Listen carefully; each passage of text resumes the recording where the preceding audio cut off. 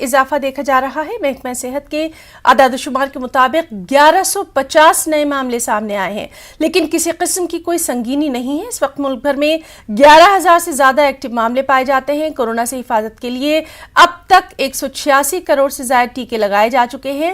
احتیاطی تدابیر اختیار کرنے کی حکومت کی جانب سے لگاتار اپیل کی جا رہی ہے۔